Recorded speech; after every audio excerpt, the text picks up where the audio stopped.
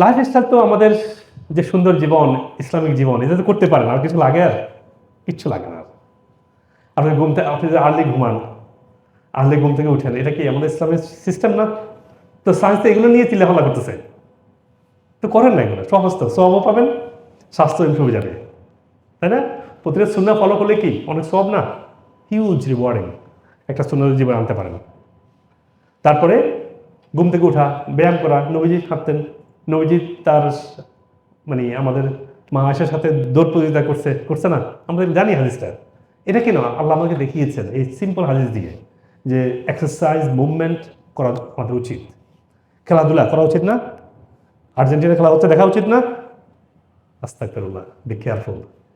মনে রাখবেন এটার পানিশমেন্ট। এটা হচ্ছে কোনো ওলামা যদি বলে যে আমি খেলা দেখবো, আমি দেখবো, কালকে থেকে আমি দেখবো, ওলামারা বলেছেন এটা হচ্ছে পৃথিবীর সবচেয়ে বড় জুয়া। সরি, আমি এটা কোরআনের ক্লাস না, তবু বলছি, আসলে খুবই খারাপ। আমি একটু আগে দেখছিলাম জানলা দিয়ে বিশাল আর্জেন্টিনার পতাকা। মে আল্লাহ সেভ দিস উম্মাহ।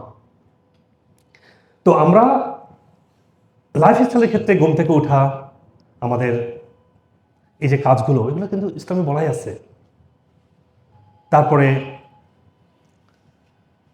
উপাসের কথা বলি আমরা। উপবাস থাকা তো ইসলামে আছে না? কি সহজভাবে বলা আছে, সহজ করে বলা আছে যে সকালবেলা উপবাস থাকছে নবীজি। নবীজি সকালে খাবার খান নাই, ডিটক্সিং খাবার খেয়েছে। আমরা এটাকে নিয়ে আসছি।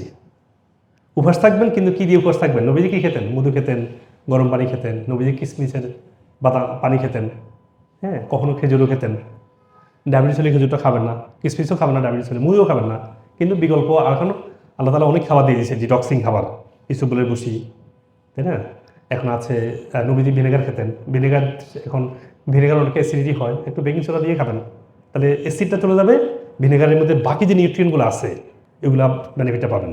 কারণ ভিনেগারের মধ্যে কিন্তু অনেক গুড ব্যাকটেরিয়া আছে, এনজাইম আছে, অনেকগুলো মিনারেল তৈরি হয়, কারণ ব্যাকটেরিয়াগুলো ওই নিউট্রিয়েন্টগুলো তৈরি করে।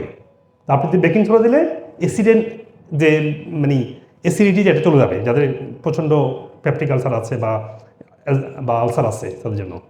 তাহলে দেখেন এগুলো কিন্তু আমাদের ইসলামে ছিল। তারপরে আমরা কি বলি, রোদে যাওয়া।